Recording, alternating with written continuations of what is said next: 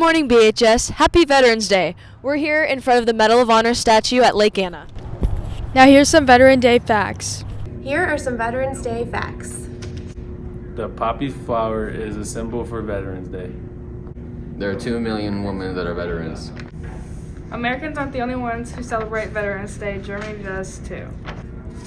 31 out of 46 presidents have been U.S. veterans. In 1926, Congress passed the resolution to make Veterans Day an annual occurrence, but it didn't become a federal holiday until 1938.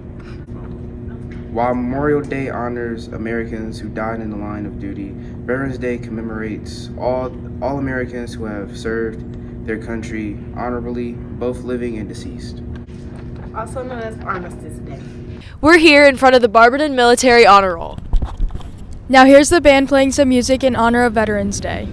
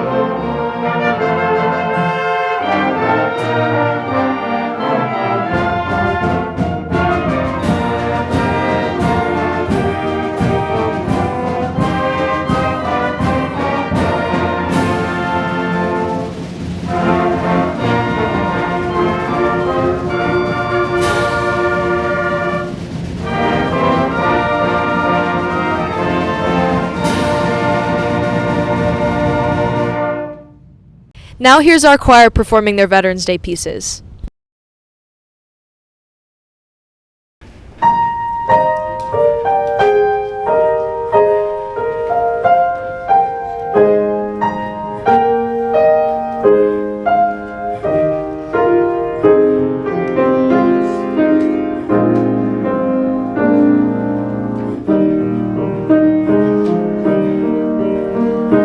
Sing for unsung heroes, those who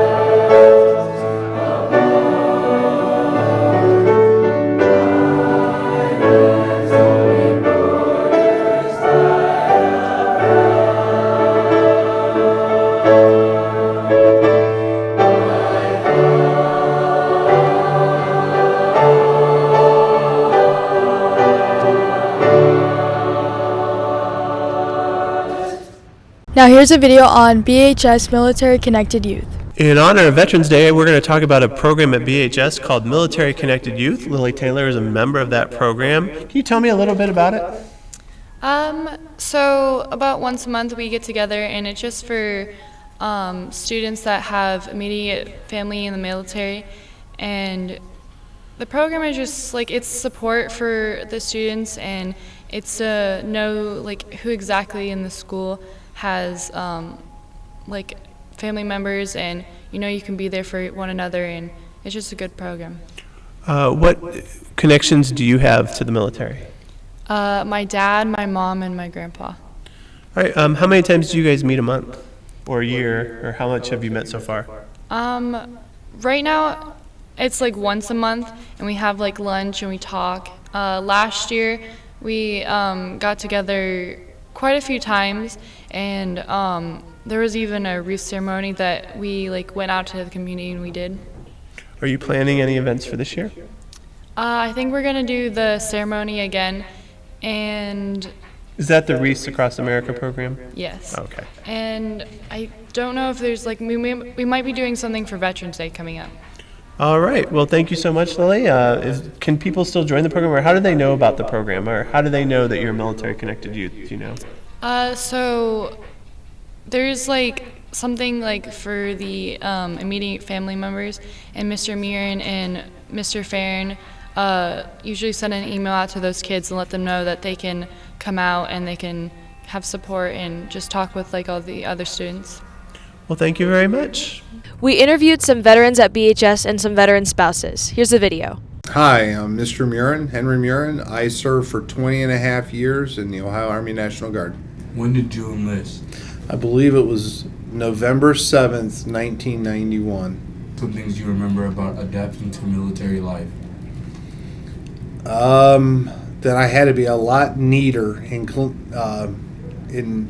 everything. How did you stay in touch with family and friends back home? At basic training, it was just we got to make a phone call on Sundays, but other than that, it was letters. When I was in Iraq, it was a lot of letters, and then sometimes it was up in the middle of the night, being able to make long distance phone calls when it was working or we weren't getting shelled. And then when I was in Egypt, it was Skype, and then we had like one long distance cell phones or stuff like that, but it was mostly Skype. Hi, my name is Miss Lawrence, and my husband is currently serving in the Air Force, and he has been enlisted for 14 years. Do you have any other advice for other military couples? I would say always be patient with one another, and communication is very, very important, especially if your significant other is deployed. How did you guys keep in touch? We were able to FaceTime once a week. What was the longest they were gone? 6.5 months. Were the holidays hard? Yes, we have missed quite a few birthdays, different holidays. We've missed multiple anniversaries too. Did he ever surprise you? On his last deployment, yes, he surprised me here at school. What's it like being a military spouse? It can be rewarding and challenging at the same time. It's really hard on deployments because the spouse that's at home has to step up and kind of fill in all of those roles that their significant other does while they're normally at home.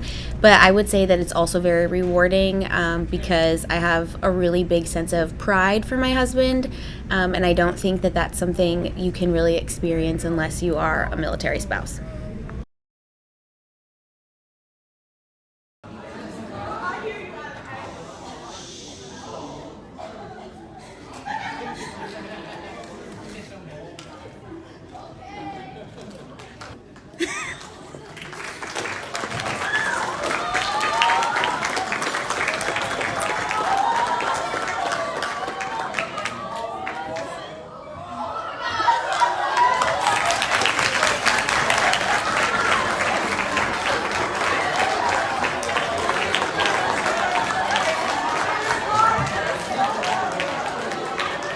Hi, my name is Mrs. Walker, and I am a military spouse, and my husband served in the military for a total of 32 years. Do you have any advice for other military couples? Okay. Advice for other military couples. I think that that's kind of a hard question because every relationship is so different. But when your significant other is gone for a year at a time, no matter what, they're going to have experiences that you never shared, and you'll have experiences that they never shared.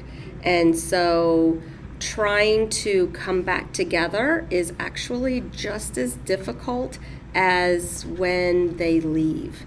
So I think having an open mind and an understanding that during those times of separation, both of you grow, but you're kind of growing in different ways. And so then when you do come back together, you should expect difficulty.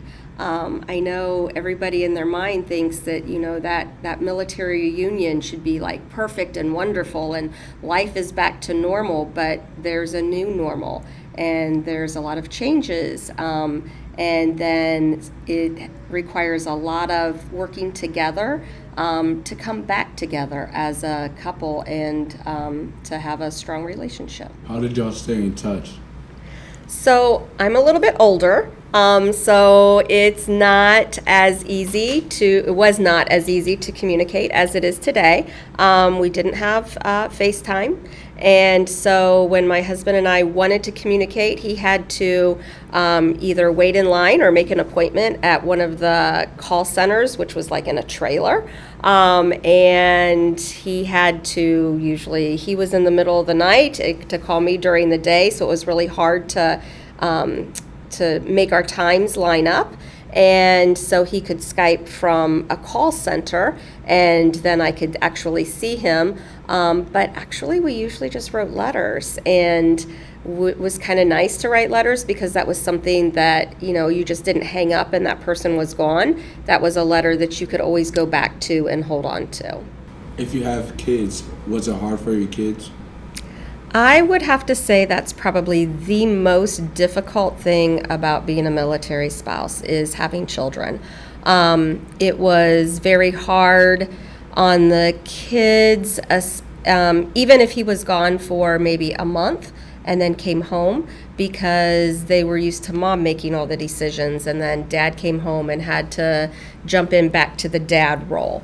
And I also think that when my husband was gone for a year at a time, I felt like I was the one to play the role of mom and dad, and I just kind of ran a household differently than when you have a two-spouse household.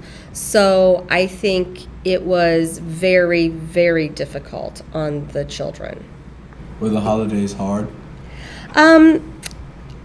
Some holidays were, but our family, or myself and the children, we always went to visit my family if he happened to be gone. And then one year we were at my mom's in Dayton for Christmas, and he ended up showing up Christmas morning. So that was a huge surprise, and that was awesome. What was it like being a military spouse? I think being a military spouse takes a lot of patience and understanding, and it takes a very independent person to be a military spouse. My husband was deployed 3 different times, and each time was gone for a year, not to mention just all of the sporadic training and weekends away and several months out of the year away. So I think that independence is probably one of the most important things that you would have to have in order to be a military spouse.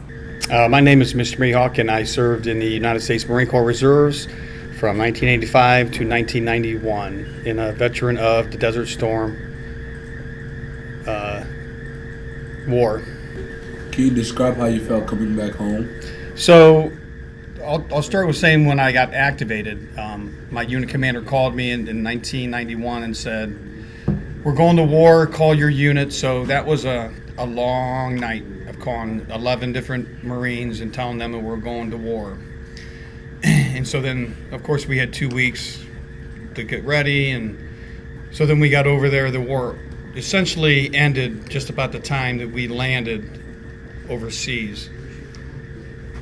So coming back was just a huge relief, and we won the war. And I remember Vietnam soldiers coming back and getting harassed, and a bunch of hate for them coming back and fighting the Vietnam War. But for us, it was like we were heroes. So it was exhilarating and very, very proud moment. Did you stay in touch with family and friends back home? So initially in boot camp, you had Sundays with your free day where you could write home. And so initially it was all letters.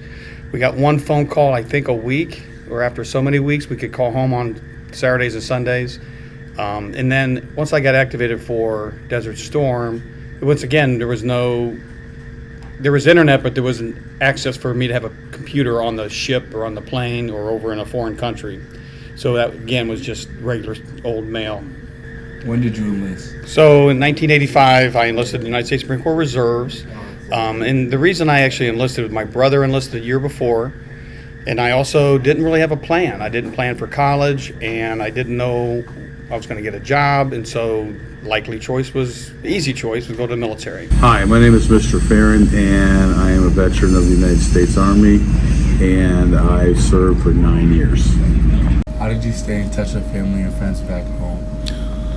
Well, back then there were not cell phones or anything, so we wrote letters and also used payphones. What are some things you remember about adapting to military life? Yeah, coming from a small town, farm town, the military was quite a shock for me when I got in. I was around suddenly a more diverse population, and the military itself was very regimented and very strict. I had a very regimented and strict father, so that wasn't too hard to adjust to, but just the accountability, responsibility, it ended up, in the long run being very good for me. When did you enlist? I enlisted my senior year of high school in November 1986. Here's BHS honoring our veterans. Shout out to my grandpa, thank you for his service. Shout out my cousin, thank you for your service. Shout out to my great-grandpa. Thank you for your service. I want to say thanks to my great-grandpa for serving in the Army. I want to say thanks to my dad for serving in the Army. Shout out to my older sister, thank you for your service. Shout out to my grandpa who was in the Navy. Hey, I'm shouting out to my dad, my nephew, my cousin. Thank you for your service. Thank you for everything you did for us. I'd like to say thank you to my mother and my auntie Tanya and my mom, Shonda McCarroll, the bus coordinator. Thank you for your service. Shout out to my dad and my uncle. Thank you both for your service. I'm a mother of a Navy son that was serving at Pearl Harbor for 9 years. Justin Hurst, he was stationed in Pearl Harbor for 9 years. He was on the USS Columbia 771. He is now doing software for the government still. And my dad was a World War II veteran who passed away last year. And he was on an aircraft carrier and did air sea rescue for the Navy. Just good memories of being a Navy mom. Mr. Grimsley and Mr. Farron's classes planted flags in front of the high school. They also made some thank you notes, and here's the video. Dear Grandpa George, today is Veterans Day, and I want to thank you for all you've done and all the things you've risked for our safety and freedom. Veterans should be appreciated every day, not just 1 or 2 days a year. I might not say it much, but I do appreciate the chances you took to serve our country. Thank you for all you've done. Mr. Mihawk, thanks for what you did out there. You didn't have to, but in the end, your decision benefited more than just you. Your work is not in vain. Former student Jessica Toth. Dear Ahmed, I want to thank you for serving for our country. It takes a lot of guts to do what you did for us. You are one of my biggest inspirations, and you probably don't know this, but you are someone I look up to the most. Shout out to the strongest, selfless person I know. Dear Mr. Murin, I'm very thankful for your service in our country. You are one out of the millions of men and women who is brave enough to be there and be ready. I'm very proud and very thankful for you. Thank you. Dear Robert Hovey, I can't express my gratitude enough for your dedication and commitment to our country. I'm so honored to not only know you, but to be your granddaughter. I'm so grateful for your service and for giving me my father. I'm sorry to hear about your lung cancer. I ask my church congregation to pray for you every time I go. I hope you and Grandma Naomi are having a fantastic day. Sincerely, Rebecca Hovey.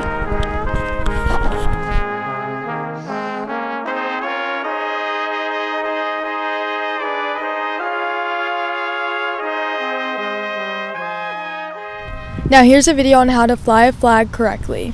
I'm Bree and I'm here with Preston, Eric, and we're from Barberton Troop 101. and they're going to show us how to hang the flag properly. Okay, first we're going to lower the flag and You'll want to have your hand over your heart for lowering the flag, and you'll want to make sure the most important thing is that it doesn't touch the ground.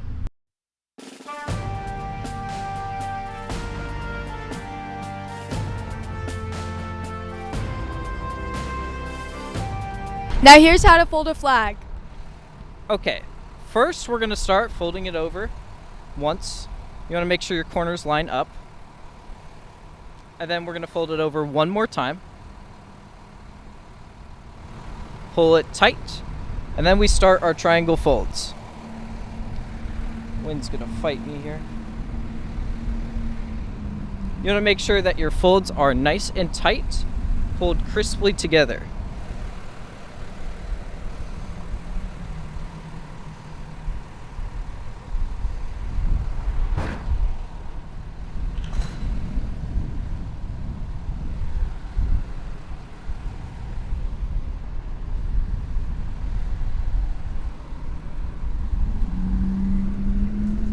And then you want to tuck it in and be sure that as little red as possible is showing.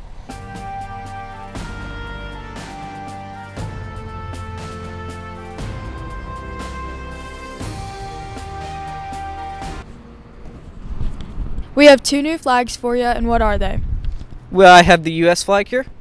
and I have the Ohio flag. And we're going to put them up.